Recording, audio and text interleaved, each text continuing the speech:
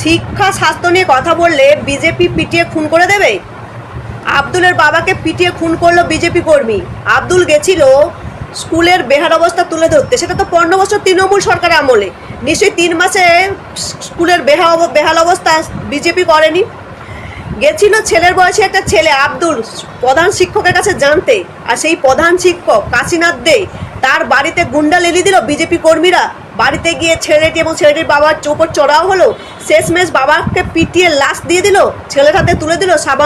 সমাজের একটা ভালো কাজ করার জন্য, স্কুলের জন্য কি অবস্থা বলুন। হ্যাঁ, এটাই হচ্ছে এখন পরিবর্তন। কি বলবেন আপনারা? স্কুলের কথা বলতে গিয়ে তার বাবার লাশ ধরিয়ে দিল। শুনে নিন বাঁকুড়ার কাশুন্ডা গ্রামে আব্দুলের সাথে এবং তার ফ্যামিলির সাথে কি হয়েছে, একটু ভালো করে শুনে নিন। স্কুলের অবস্থা খারাপ হলো মমতা ব্যানার্জির আমলে, তাই নিয়ে কথা বলতে গেল বলে বিজেপির গুন্ডা পিটিয়ে মেরে ফেললো একজন মানুষকে, একজন শিক্ষকের কাছ থেকে। আজকে আমাদেরকে এই ভূমিকা দেখতে হলো। সন্তান সম একটা ছেলে, তার নিজের ছেলের মতো একটা ছেলে গিয়ে একটা সরল বিশ্বাসে স্কুলের ব্যাপারে জানতে চাইলো। বিজেপির কতগুলো ক্রিমিনালকে, বিজেপির কতগুলো গুন্ডাকে এনে সেই ছেলেটার পেছনে লেলিয়ে দিলেন। এখনো আব্বুর কবরের মাটি শোকায়নি। তার আগে ছেলেটা বলল, তার মা বললেন যে 1 পয়সা ক্ষতিপূরণ আমরা নেব না। শিক্ষা নিয়ে কথা হলে বিজেপি হারবে, স্বাস্থ্য নিয়ে কথা হলে বিজেপি হারবে। আপনারা তাকিয়ে দেখুন পশ্চিমবাংলার স্কুলগুলোর কোনো পাগলদের কথা বলবে না যে বিজেপি সরকার এসছে বলে অবস্থা হয়েছে। বিজেপি সরকার তো মাত্র 3 মাস হলো এসছে, তারা সব এখন ভালো তৃণমূল হয়ে বিজেপির পায়ে সারেন্ডার করে গেছে। কিন্তু আপনাদের একটা কথা বলছি, ওরা ভালো তৃণমূল হয়ে থাকতে পারে, কিন্তু আমাদের কোনো দায় নেই শুভেন্দুর চোখে ভালো সিপিএম হওয়ার। আমরা শুভেন্দুর চোখে ভালো সিপিএম হবো না। এই দাবি যদি 10 দিনের মধ্যে না মেটে, তাহলে সিজেপি নেতৃত্বের সঙ্গে আমাদের কথা হচ্ছে, প্রয়োজনে বাঁকুড়া ডিএম অফিসের সামনে আমরা অনির্দিষ্টকালের জন্য শান্তিপূর্ণ ধর্নায় বসবো। এখানে যারা আছেন আমার গুরুজনেরা, ভাইরা, বোনেরা, বন্ধুরা, ঘটনা এখানে কি ঘটেছে আমার থেকে অনেক ভালো আপনারা জানেন। আপনাদের চোখের সামনে ঘটেছে। নতুন করে আমার সেই বর্ণনা করার কোনো মানে হয় না। আর এই বর্ণনাটা খুব একটা সুখেরও বর্ণনা নয় যে আমরা বারবার করব।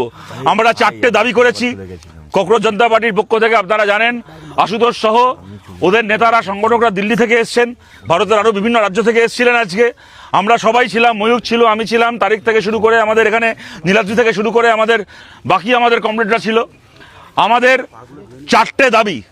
প্রথম কথা, একথা ঠিক যে কয়েকজনকে পুলিশ গ্রেপ্তার করেছে, তার বাইরে এরকম এখনো অনেকে রয়ে গেছে যারা কিনা ঘটনায় সরাসরি যুক্ত ছিল কিন্তু এখনো অবধি গ্রেপ্তার হয়নি। এটা পুলিশের কাজ, পুলিশের দায়িত্ব। যারা এখনো অবধি গ্রেপ্তার হয়েছে তাদেরকে জিজ্ঞাসাবাদ করে বাকিদেরকে চিহ্নিত করা, তাদেরকে গ্রেপ্তার করা, এবং যতগুলো আইন তাদের ওপর, যতগুলো ধারা তাদের ওপর বসার দরকার ততগুলো ধারা তাদের ওপর বসানো, ঠিক ধারা। এটা পুলিশের দায়িত্ব, পুলিশকে সেই কাজ করতে হবে। আমাদের প্রথম দাবি। আমাদের দ্বিতীয় দাবি, আব্দুল একটা সরল বিশ্বাসে স্কুলে গেছিল কাশীনাথ দে, যিনি স্কুলের হেড স্যার, তার কাছে এটা বলতে স্কুলের অবস্থা কি আমরা দেখতে চাই, মানুষের সামনে তুলে ধরতে চাই।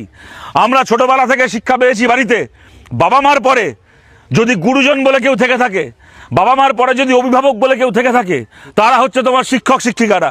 একজন শিক্ষকের কাছ থেকে আজকে আমাদেরকে এই ভূমিকা দেখতে হলো। একজন ছাত্র তার কাছে গিয়ে একটা সরল বিশ্বাসে, তার সন্তান সম একটা ছেলে, তার নিজের ছেলের মতো একটা ছেলে গিয়ে একটা সরল বিশ্বাসে স্কুলের ব্যাপারে জানতে চাইলো। উনি তার বদলে কি করলেন, বিজেপির কতগুলো ক্রিমিনালকে, বিজেপির কতগুলো গুন্ডাকে এনে সেই ছেলেটার পেছনে লেলিয়ে দিলেন।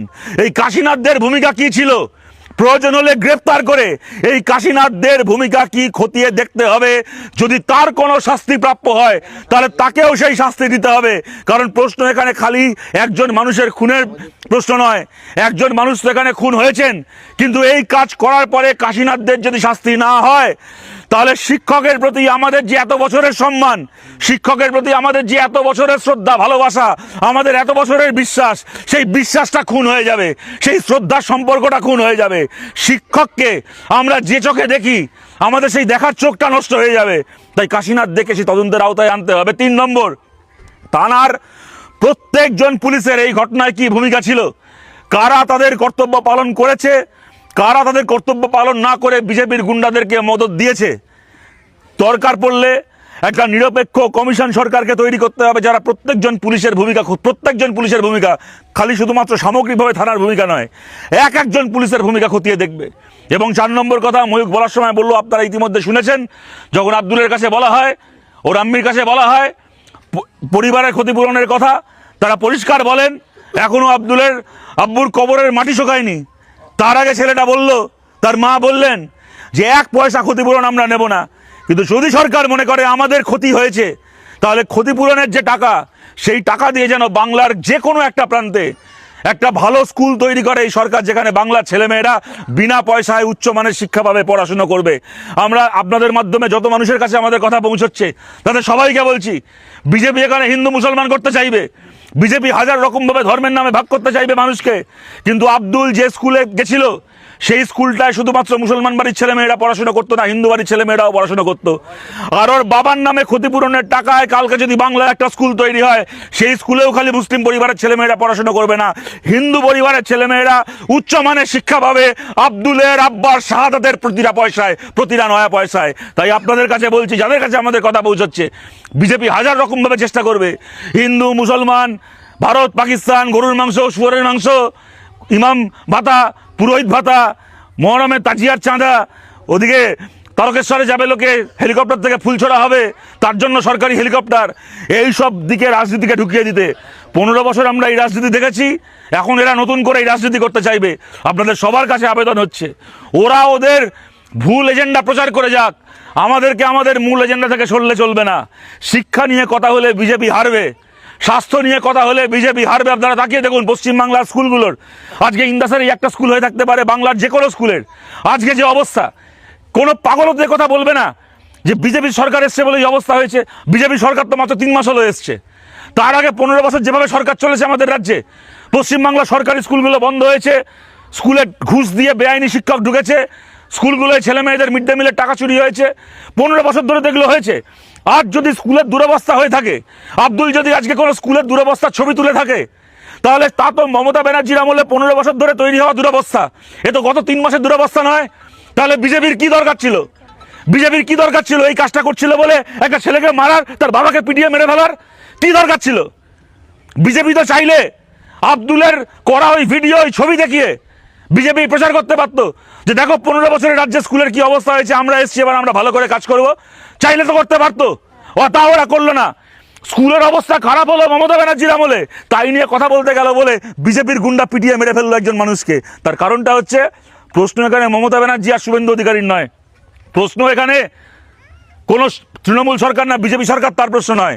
প্রশ্ন হচ্ছে শিক্ষা নিয়ে কথা হবে না, প্রশ্ন হচ্ছে স্বাস্থ্য নিয়ে কথা হবে না, কলকারখানা নিয়ে কথা হবে না, চাকরি বাকরি নিয়ে কথা হবে না।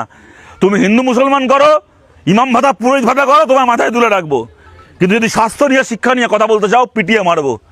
ওরা ভয় পায় এই নিয়ে কথা হলে, ওরা জানে ওরা হারবে। আর সেই কারণেই আমাদের স্বাস্থ্য নিয়ে শিক্ষা নিয়ে কথা বলা বন্ধ করলে হবে না।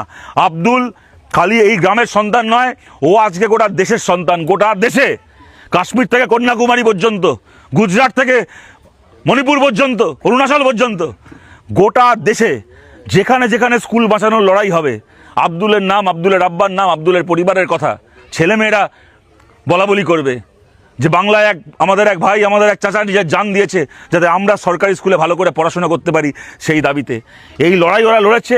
এই লড়াই আমাদেরকে লড়তে হবে। আপনাদেরকে আমি এখানে একটা কথা বলছি, ভয় পাবেন না। শুভেন্দু অধিকারী মুখ্যমন্ত্রী হওয়ার পরে কিছু গুন্ডা দমন আইন বলে একে জেলে ঢোকাবো, ওকে জেলে ঢোকাবো, একে ডিম মারবো, ওকে এই মারবো সেই মারবো করে, হ্যাঁ শুক্রবারীরা এই করে, শনিবারীরা ওই করে, এইসব বলে কিছু লোককে ভয় দেখিয়েছে। আর এদের বিরুদ্ধে লড়ার কথা বলেছিল এত বছর ধরে যারা বলেছিল বাংলায় আমরা বিজেপির বিরুদ্ধে লড়বো, তারা সব এখন ভালো তৃণমূল হয়ে বিজেপির পায়ে সারেন্ডার করে গেছে। কিন্তু আপনাদের একটা কথা বলছি, ওরা ভালো তৃণমূল হয়ে থাকতে পারে, কিন্তু আমাদের কোনো দায় নেই শুভেন্দুর চোখে ভালো সিপিএম হওয়ার। আমরা শুভেন্দুর চোখে ভালো সিপিএম হব না। আমরা বিজেপির চোখে, আমরা শুভেন্দু অধিকারীদের চোখে চিরকাল খারাপ সিপিএমই থাকবো, যারা কিনা বিজেপির রাতের ঘুম কেড়ে নেবে। তাই আমরা আছি মার্কেটে, আমরা ময়দানে আছি, কোনো চিন্তা করবেন না, কোনো ভয় পাবেন না। শান্তিপূর্ণভাবে আইন মেনে, আইনকে নিজের হাতে তুলে না নিয়ে হকের কথা, কারুর ভয় চুপ করে থাকবেন না। ফেসবুকে হোক, ইনস্টাগ্রামে হোক, রাস্তায় চায়ের দোকানে হোক, বাসে ট্রামে হোক, সোচ্চারে বলবেন, ঘাবড়াবেন না যে আমি দুটো কথা বলতে যাব, সরকারের সমালোচনা করতে যাব, সরকার এসে আমার ধর্ম দেখে, আমার টিকি দেখে, আমার দাড়ি দেখে, আমার পৈতা দেখে, আমার টুপি দেখে আমার জেলে ঢুকিয়ে দেবে। এইসব ভয় পাবেন না। আমরা জানি এই ভয় ওরা দেখানোর চেষ্টা করে, আর এই ভয় অনেকের মনে আছে। এখন এরা সরকারি ক্ষমতা হাতে পেয়েছে, তার থেকে বড় কথা হচ্ছে রাজ্যের প্রধান বিরোধী পক্ষ বিক্রি হয়ে গেছে, উঠে গেছে। কিন্তু জানবেন একটা দল উঠে গেছে মানে এই নয় যে পশ্চিমবাংলার সব প্রতিবাদী মানুষ শেষ হয়ে গেছে। আমরা আছি, আমরা লড়াইয়ে আছি, কোনো ভয় পাবেন না, ঘাবড়াবেন না। হকের কথা যেভাবে বলতে হয় সেভাবে বলবেন। আইন নিজের হাতে না নিয়ে শান্তি বজায় রেখে যে লড়াই আমরা করছি, এই লড়াই আপনারা সবাই থাকবেন আমরা জানি। এই যে দাবিগুলো করা হয়েছে, এই দাবি যদি 10 দিনের মধ্যে না মেটে, তাহলে সিজেপি নেতৃত্বের সঙ্গে আমাদের কথা হচ্ছে, প্রয়োজনে বাঁকুড়া ডিএম অফিসের সামনে আমরা অনির্দিষ্টকালের জন্য শান্তিপূর্ণ ধর্নায় বসবো, কিন্তু এর শেষ আমরা দেখেই ছাড়বো। এবং শেষ অবধি আপনারা এই লড়াইয়ে সবাই একসঙ্গে থাকবেন আমরা জানি। সবাই ভালো থাকবেন, লড়াই আবার দেখা হবে। নমস্কার। इनकलाब ज़िंदाबाद। चलो,